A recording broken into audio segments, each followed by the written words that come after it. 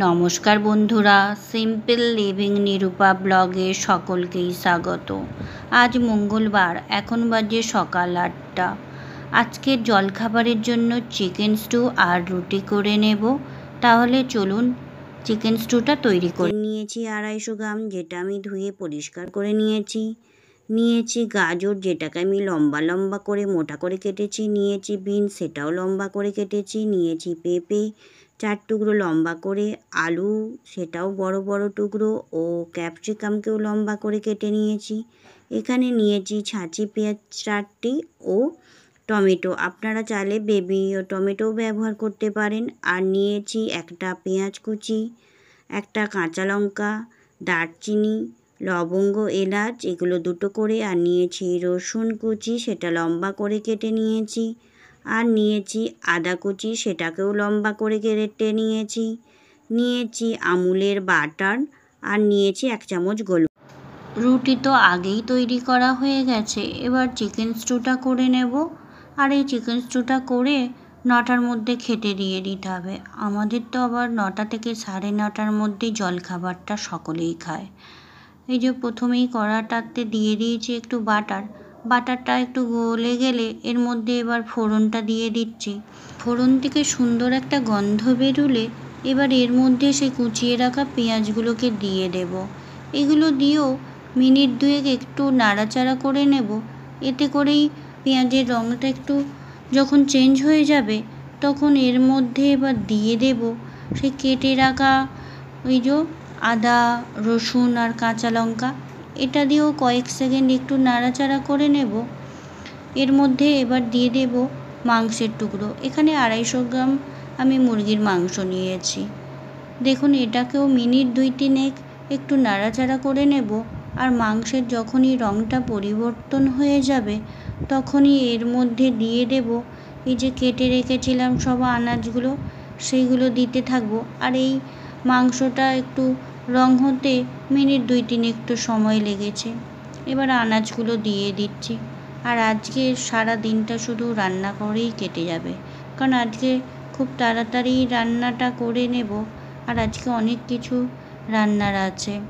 এটা তো শুধু সকালের খাবার হচ্ছে, এরপরে দুপুরের রান্না আছে, তারপরে আছে বিকালের রান্না।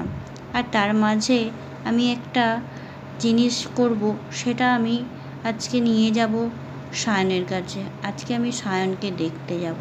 অনেক দিন থেকে সায়নকে দেখতে যাবার জন্য আমার মনটা ছটফট করছে। তাই ভাবলাম, যেহেতু এটা বর্ষাকাল, তাহলে ওর জন্যে কি করে নিয়ে যাব। খেতে ভালোবাসে অনেক কিছুই, তার মধ্যে আমি আজকে তাল ফুরুলি করব। আর তাল ফুরুলি করার সময় সেটাও আপনাদেরকে আমি দেখিয়ে দেব। কথা বলতে বলতে দেখুন সবগুলোই কষা হয়ে গেছে, আবার জলও ঢেলে দিয়েছি। এবার ঢাকা দিয়ে মিনিট 10 মতো একটু রান্না হতে দেবো মিডিয়াম আঁচে। এবার একটু খুলে দেখি 10 মিনিট তো হয়েই গেছে। দেখুন অনেকটাই ফুটেও গেছে, আর সব আনাজগুলো সেদ্ধ হয়ে গেছে।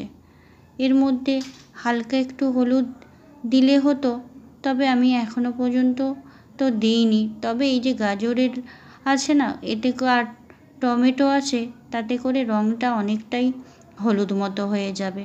এই যে দিয়ে দিয়েছি লাস্টে গোলমরিচের গুঁড়ো। ঝালটা যে যেমন খায় সেই হিসাবে একটু দিলেই হবে। যদি বাচ্চারা খায় তো একেবারেই কম দিলে হবে। এই যে ঢাকা দিয়ে দিয়েছি, এবার হয়েও গেছে। আঁচটাকে কমিয়ে দেব।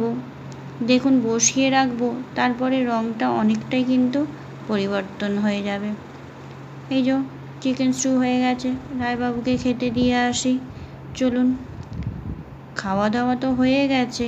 এখন বাজে সকাল 10:30, আর এখন রায়বাবুর চুল কাটতে এসেছে। এই যে বাজারে থাকে এনারা 2 ভাই, ছোটোটাই বেশি আসে চুল কাটতে আর দাড়ি কামাতে। রায়বাবু যখন থেকে শরীর খারাপ হয়েছে, বাড়িতে ওনারা আসেন চুল দাড়ি কামিয়ে দিতে। আগের বারে তো এরকম মাথায় কলপ করতে গিয়ে এমন অবস্থা হয়েছিল, সে তো আমাদের একটা ভিডিওতে জানিয়েছি যে রায়বাবুর বিপি ফল্ট করে কী অবস্থা হয়েছিল। সেই থেকে আর কলপ তো করা হয়নি। আর 4 মাস হয়ে গেল। বলল ঠিক আছে তাহলে অনেকটাই আমি সুস্থ আছি। আজকে একটু কলপ করিয়ে নিই।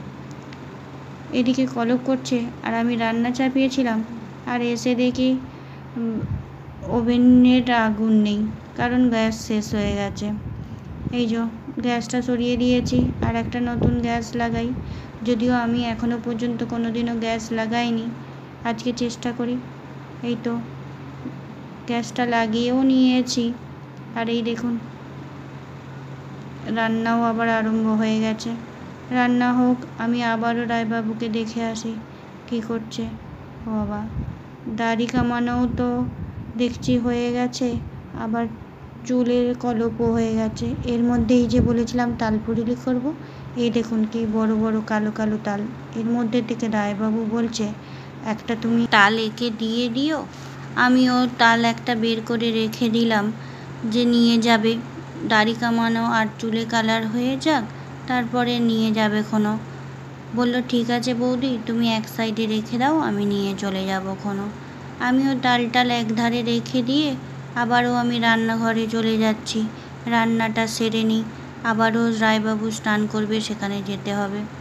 আর এই দেখুন খাওয়া দাওয়াও তো হয়ে গেছে, এবার তাল কাড়ার পর্ব চলছে। সেই কালো তালগুলো কাড়া হচ্ছে না, এগুলো আমাদের ষষ্ঠী পুকুরের যে গাছ আছে সেখান থেকে নিয়ে আসা হয়েছে। আমাদের এখানে প্রচুর তাল গাছ আর প্রচুর তাল পড়ছে। আমরা এত তাল পড়ছে যে সেগুলো কুড়িয়ে শেষই করতে পারছি না। আর আমাদের যত সব আত্মীয় স্বজন আছে তারা বলছে যে আমরা 30-40 টাকা করে একটা তাল কিনে খাচ্ছি। আমরা বলছি চলে এসো না, এখানে এসে নিয়ে যাও একটা করে তাল। আমাদের এখানে তো চারিদিকে ছড়িয়ে ছিটিয়ে পড়ে আছে তাল, কে কুড়বে এত তাল বলুন তো। আর এই যে তালটা কেড়ে দিচ্ছে, এটা সায়নের কাকা কেড়ে দিচ্ছে। আর এটা ষষ্ঠী পুকুরের গাছের তাল। এই তালটা সেই কালো তালগুলোর থেকে প্রচণ্ড মিষ্টি, আর এই তালগুলোতে চিনি লাগেও কম। তাহলে চলুন তালপুরুলিটা করে নিই। আর তালপুরুলি করার সঙ্গে সঙ্গে আমি একটু তালের পোড়া পিঠেও করব। সেটা হয়তো আমি আপনাদেরকে দেখাতে পারবো না, তবে মাখাটা একই রকম হবে, শুধু মৌরিটা তাতে দেওয়া হবে না। বাদবাকি এখানে যা যা দিচ্ছি তাতেও তাই দেবো, তবে তাতে একটু কলা পাতায় মুড়ে মাটির উনুনে করতে হবে। মাটির উনুনে করলে তালের পোড়া পিঠের স্বাদটা খুব সুন্দর হয়, আর গন্ধটাও খুব সুন্দর হয়। আর এই দেখুন আমি তালপুরুলি মাখিয়ে নিচ্ছি। আর এখানে তালপুরুলিতে না নারকেল দিলে খুব সুন্দর হয়। এই নারকেল দেওয়াটা আমি আমার মায়ের কাছে শিখেছি। আর এই দেখুন তালটাকে তো আগেই আবার জাল দেওয়া হয়েছিল, জাল দিলে তালের গন্ধটা খুব সুন্দর হয়। আর যে কোনো জিনিস তৈরি করলে তার একটা সেন্টও হয়। খুব ভালোভাবে মাখিয়ে নিতে হবে, তবে মাখানাটা যত ভালো হবে যে কোনো জিনিস একটা তৈরি করতে গেলেও ভালো হয়। খুব ভালোভাবে মাখিয়ে দেবো, তবে এতে কোনো জলের ব্যবহার করব না। জল ব্যবহার করলে খুব একটা ভালো লাগে না, তবে মাখানোয় একটু ধৈর্য চাই। যত ভালো করে মাখানো যাবে তালপুরুলি ততই নরম হয় আর ফুলতেও থাকে। আজকে তালপুরুলি আর পোড়া পিঠে নিয়ে আমি সায়নকে দেখতে যাব। সায়নের জন্য আরও কিছু জিনিস নেব, অনেক কিছুই কিনে দিয়েছে, সেগুলোও নিয়ে যাব। সব জিনিস নিয়ে যাব বলে সবাইকে সেটা দেখানো আমার একটু কিন্তু লাগে। এইগুলো করছি যেহেতু শ্রাবণ মাস আর এই সময় বর্ষাকাল, অনেক তাল পাওয়া যায়। ভাবলাম তাহলে আপনাদের সঙ্গে তালের এই ফুরুলি রেসিপিটাই একটু শেয়ার করে দিই। আর কি দেখাবো বলুন। আর এই যে সর্ষের তেল, আমাদের চাষের সর্ষের তেল, আর সেই সর্ষের তেলেই আমি এই ভাজাভুজিটা করছি। আপনারা চাইলে এটাকে সাদা তেলেও করে নিতে পারেন। সাদা তেলে করলে কী রকম লাগে জানি না, তবে সাদা তেল তো ব্যবহার করি না, তাই সর্ষের তেল যেহেতু আমাদের চাষের খাঁটি সর্ষের তেল, আমরা বেশিরভাগ জিনিসেই সাদা তেল ব্যবহার না করে সর্ষের তেলটাই ব্যবহার করি। আর এই বলতে বলতে এগুলো ছেড়েও দিচ্ছি। আর এই ছাড়ার পদ্ধতিটাও আমি খুব একটা আয়ত্তে করতে পারি না। আমার শাশুড়ি আর আমার মাকে দেখেছি যে ওরা হাতের মুঠোর ভিতরে করে কি সুন্দর এই ফুরুলির ছাঁচগুলো ফেলে। আমি তো যেমন করে দোকানে ফুরুলি ছাড়ে সেরকম করে করেই ছেড়ে দিই। আর একদিকে দেখুন, যেগুলো আগেরগুলো দিয়েছি, আগেরগুলো লাল হয়ে ভাজা হয়ে গেছে। এবার পরেরগুলোও এইভাবে একটু উল্টে পাল্টে নিয়ে ভেজে নেব। আর ভাজা হয়ে গেলে সবই তো আর একসঙ্গে তুলে নিতে পারবো না, এরপরে তো অনেক আছে, সেগুলো করতে হবে। আর যেখানে যাব তাদের বাড়িতে অনেক লোক, তাই অনেকটা করেই করতে হবে, কম করে করে নিয়ে গেলে তো হবে না।